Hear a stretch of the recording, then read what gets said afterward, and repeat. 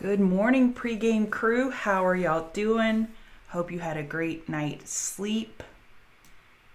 We had earnings yesterday, AMD, Microsoft, Pinterest. Let me start at the top. AMD had a beat, great positive reaction, lots of upgrades and price target moves up this morning. Microsoft, slightly bearish. They actually beat. I think they kind of guided a little softly. So it was initially accepted very bearishly, and then the conference call started and it wasn't as bearish. Pinterest with a major beat, but they acknowledge they have less users, so they are bearish. Google with a straight out kill. $50 billion buyback, $50 billion. This is my bull pick for the day is Google. And then the rest of them I didn't quite follow. I posted the actual earnings in the room, but I didn't follow myself. So today, we have before open Shopify, Boeing. They are looking to next year to get back to positive cash flow. They had an EPS miss. They beat on revenue, but they really missed pretty big on earnings.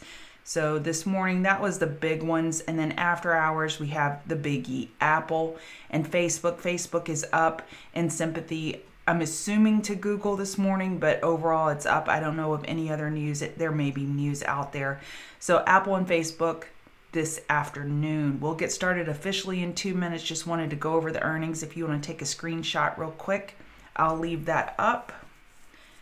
All right. And then on my chart, the yellow line is the 50 simple moving average, purple 200 simple moving average, green is the 8 EMA, red 21 EMA. I use the 8 and 21 because they represent the Fibonacci math series. The yellow candles are JC inside bars. It doesn't do anything fancy. It just helps my eyes.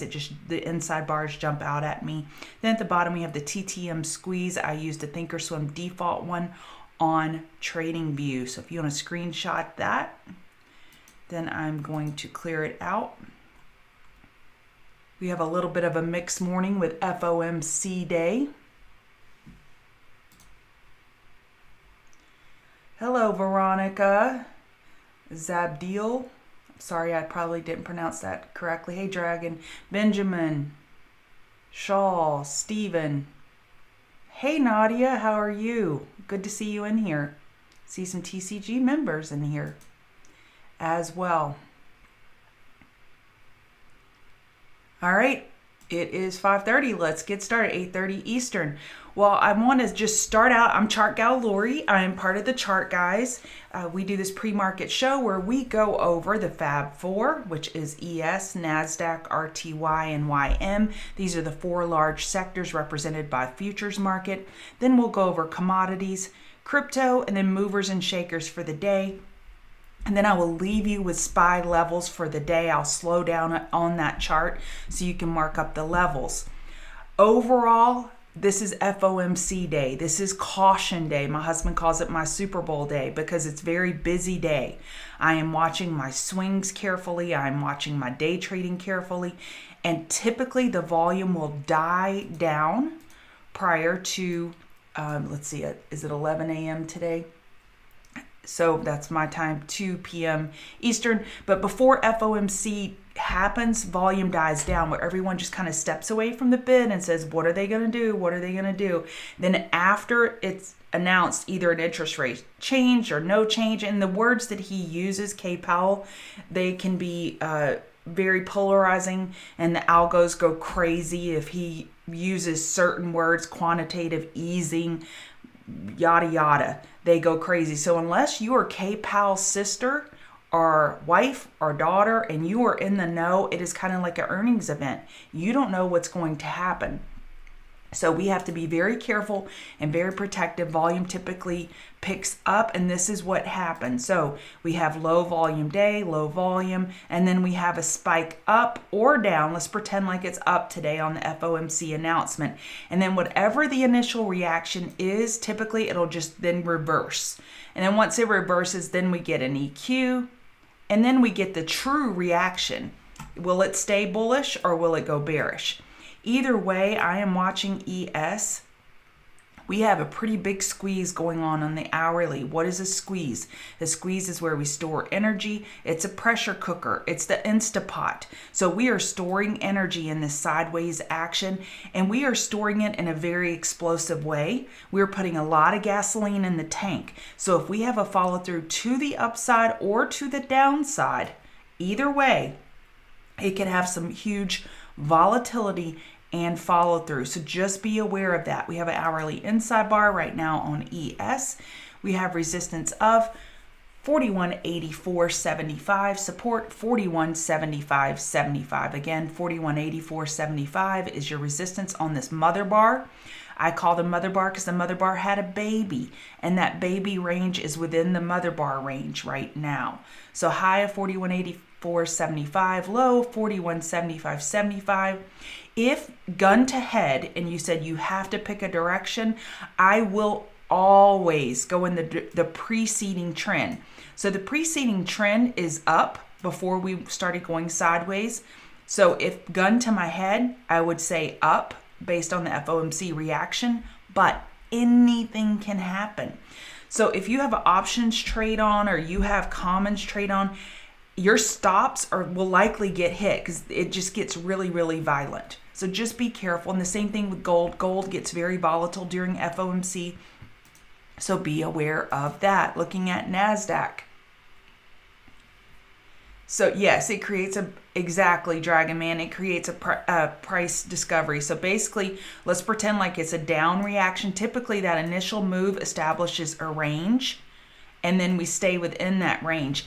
If it's really, really bad news, March of 2020, I believe, I'm trying to think of when the last FOMC where it just kept going. If it's really, really bad news, we just keep falling and it just stays going to the downside. And if it's really, really good news, it'll stay up, up, up. But I would say that's 20% of the time where it goes up and stays up or goes down and stays down. The majority of the time, we're establishing a range with that initial move. We get a range, and then we stay within that range until everyone has time to digest the move. They digest the price action, they digest the move, and then we get our real move maybe an hour later or maybe even tomorrow. So with Nasdaq's being impacted more than others because they have the brunt of the earnings this week. We have an inside bar with a high of 13950, low 13917. Your next support is down at 1390475. Then your next resistance 1397925. Y'all know what I'm going to do now. Let's look at all four relative to the EMAs and see what's going on price-wise, who's standing out.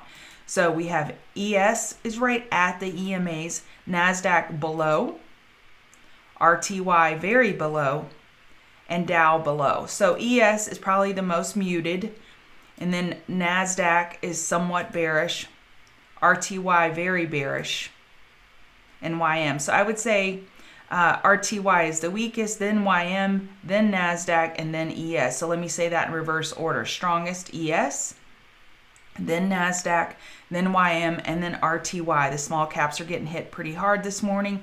So let me go back to Nasdaq. I gave you those levels.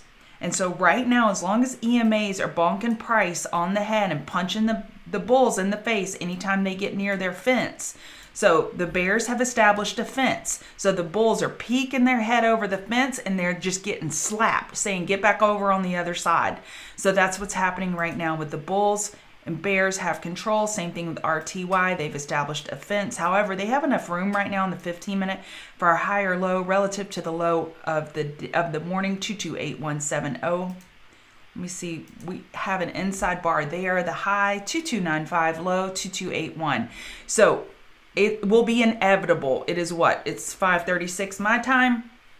Within the next 4 hours, I will hear chop on Twitter or in our room about 50 times. And every time, just so you know, my personality, I'll roll my eyes. Because, well, I was that person too. But we could have chop leading into FOMC. That is the most likely scenario where that volume goes down. So if we keep making inside bars, don't be surprised. And don't you be the one getting chopped up when price action is going sideways unless you're selling premium. YM. So with YM, hourly inside bar high 33864, low 33779. When we're talking about a 33,000, almost 34,000 instrument, when we break below that by $2, that does not make a bear break. So we always have to use our own technical judgment and discretion when looking at these various levels. So just remember that. So we got a double top and we got a double bottom right now on YM hourly. GC. So GC, we have a bear break this morning, but gold volatility should pick up. Unless you are a true gold bug and you know how to trade this inside and out and you got gold on your chest and you're pumping your chest right now, then you are not the trader for gold. I am not the trader for gold. I used to trade Nugget or JNUG running into FOMC. Sometimes it would get a good run and I was probably successful 3 out of 4 times, but it's still more of a gamble. And why? Why gamble? You know, there's enough edges out there that we can hit our edges and be more consistent. So hourly EMA resistance right now on gold, bear flag, breaking bear. You have resistance up at 1770, 1772. You have support 1761 and then 1760. So we got a double bottom right here. So if that could hold, that would be a potential bottom fishing opportunity, but I would get out of it before FOMC because you could get hurt pretty bad. So what do you need to see? When you're at a key price level, so we got this double bottom here, you need that 2-minute trend change that's pretty obvious. So I would say over 1766 would be obvious and you could possibly take a long on gold with your stop below 1760. Oil, we have inventory this morning. Yes, we do have, we have oil inventory. We have an hourly bull break over the double top of 73.30. So when we come back, 63.30. So when we come back and test 63.30, when we had it as a strong resistance, sometimes it can be support on the pullback. So potential 15-minute bull flag if the bulls can hold the 8 EMA right here. So resistance, the high of this move, 63.66. And after 63.66 is up at 63.86. Key support is down at 62.97 and 62.86.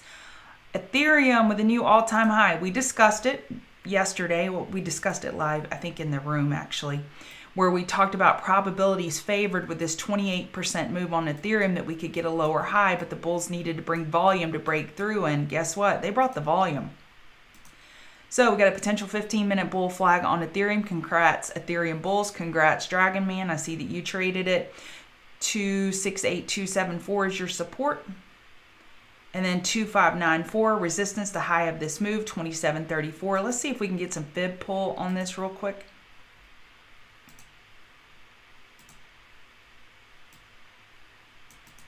So your next target on Ethereum is 281109. That's the 1.272 extension. Okay, we're done with crypto.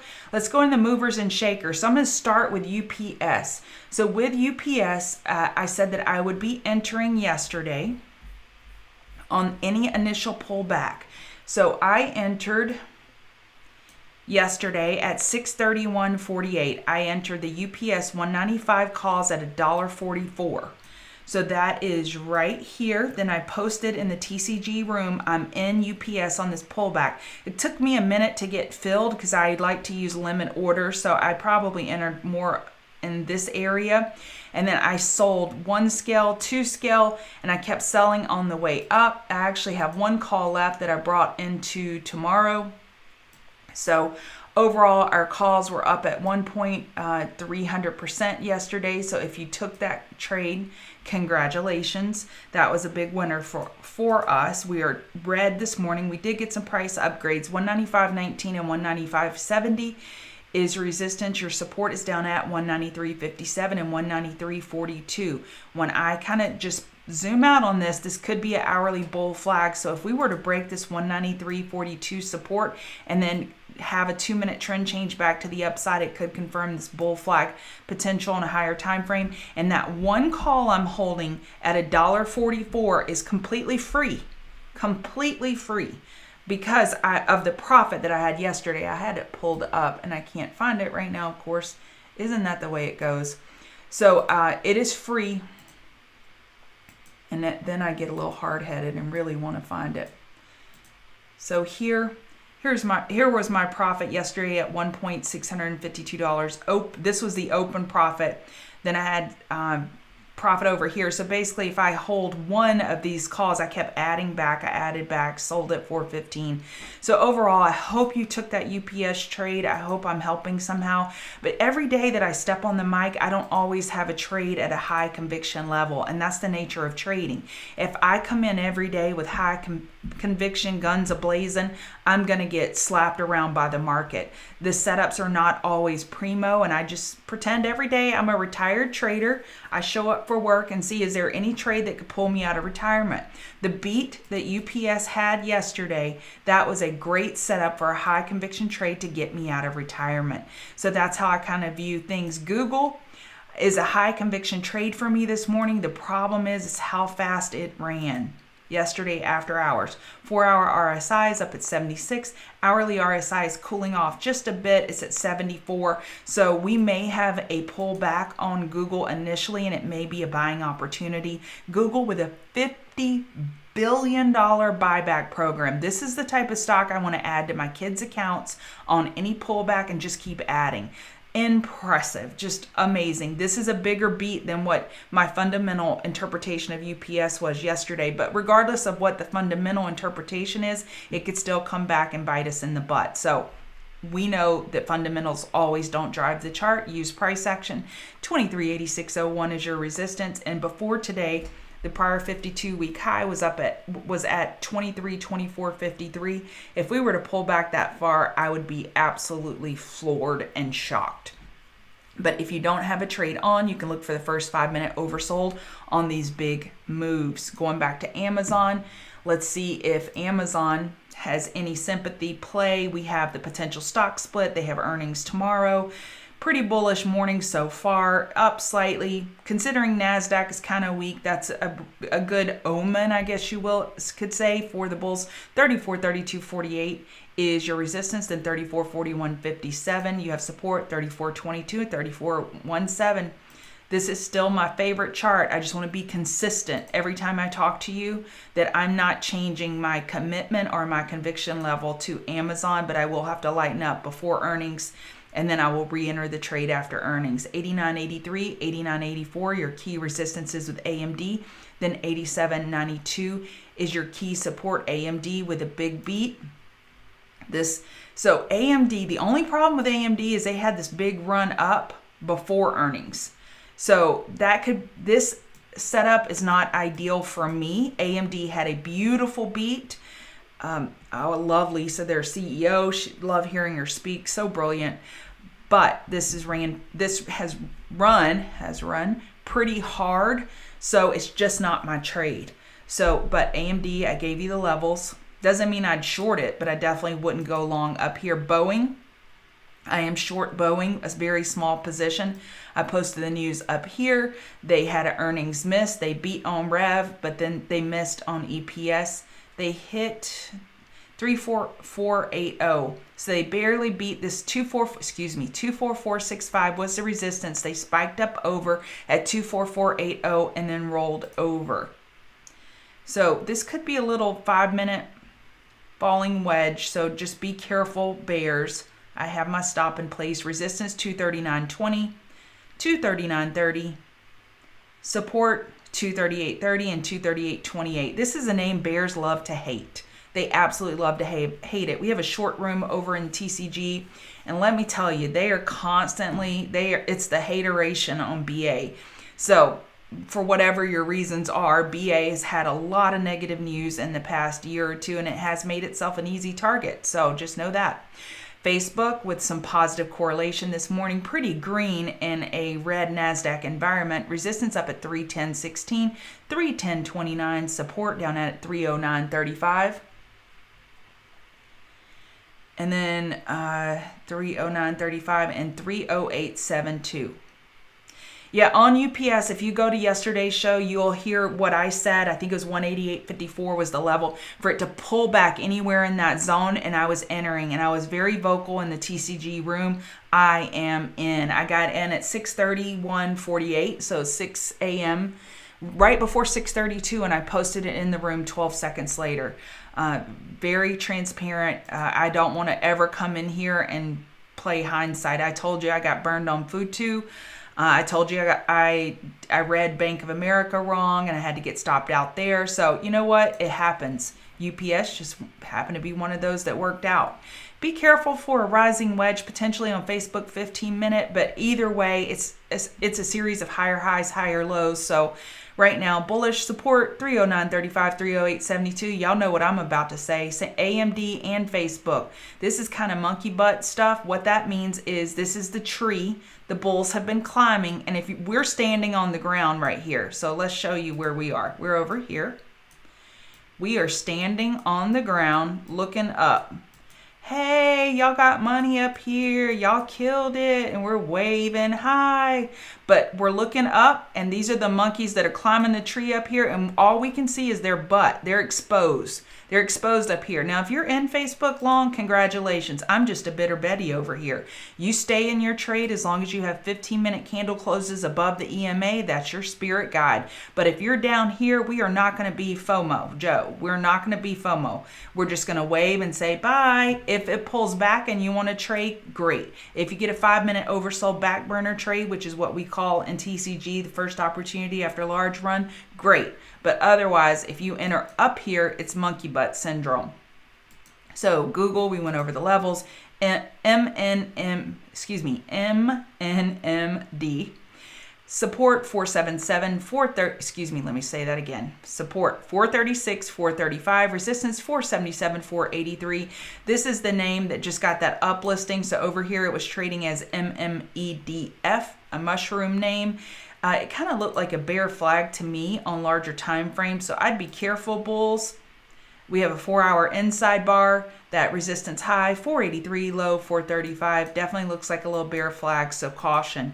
UPS, I have my one call left, and I'm going to hold it as long as we stay above the hourly EMAs. I'm looking for continuation today. They got a lot of upgrades overnight, so we will see how that works out. Tesla is having some more earnings hangover. We have an hourly oversold condition. Your next support is down at 69180. You hit 69154. We got a double bottom right now on Tesla. Below this morning's low, 69154. Your next low is down at 67871.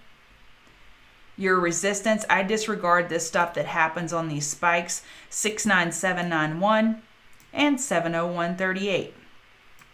I'm going to slow down on SPY, and then I'm going to go over NVAX. So on SPY, we have an hourly squeeze. I want to be real clear here. I'm expecting volatility, and it may not come in the morning. It may come at the last half of the day, and you're like, no shoot, Sherlock. Of course it's going to come the last half of the day with FOMC, but I'm expecting some pretty major volatility today. We'll see what actually happens. But this squeeze gives me the heads up that it could happen. 15-minute inside bar high, 417.67. Let me turn on.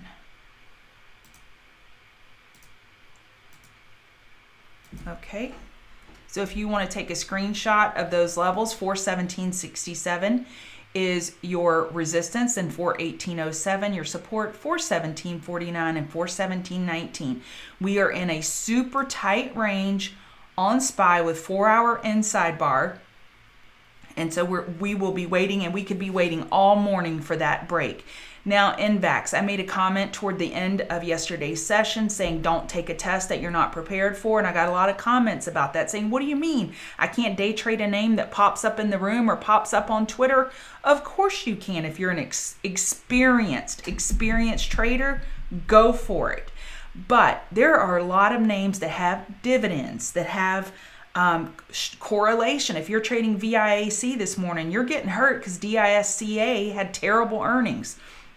You have to know your correlations, dividend, earning date, key resistance, key support.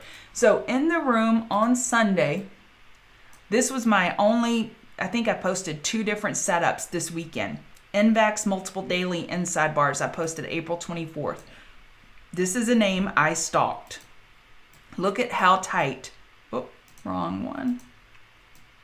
Look at how tight this chart got.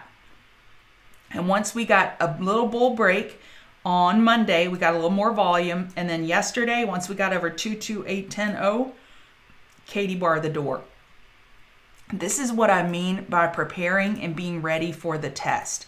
If you have your levels marked, you set alerts, you have your options ready, NVAX calls, 230 calls expiring May 21st, you have them set, you have them ready, your position size calculated. I have a $100,000 account, I want to go in 10%, so $10,000 or 5%, $5,000. If calls are $500 each, this is how many I need. Position size, trade plan execution, alerts. This will set you up for success. If someone yells out NVAX yesterday or this day, this is what I mean. If someone yells out in whatever room you're in, if you're in TCG or you're looking at Twitter and someone yells out NVAX double top, what if you go short this here at 223.99? You're gonna get hurt. You're gonna get slaughtered. Look at this. This was stage 1 of an inside bar bull break. This was stage 2. You're gonna get hurt. That's what I mean. You have to know context. In order to know context, you have to know every different level and earnings event and sister plays. You need to know your charts on higher time frames. And if you've been trading a lot, you can do that pretty quickly.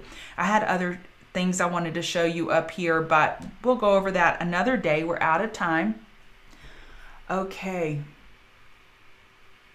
Anything else? Any inputs on Square Teja? Okay, I hope you grabbed that last week when we talked about it. It was a beautiful move over here on that 50 MA, wasn't it? We talked about it right here. It gave us 2 chances to get in with a perfect double bottom at 240.34. So right now we have an upper wick on this candle of profit taking.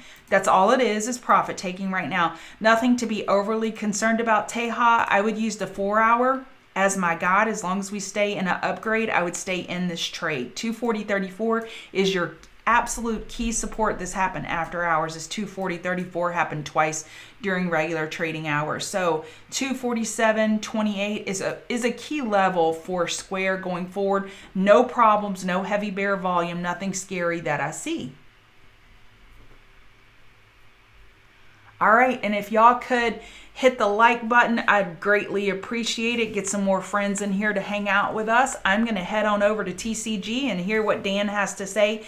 Thank y'all for joining us. Use stop losses, and TCG folks, I'll see you in the room.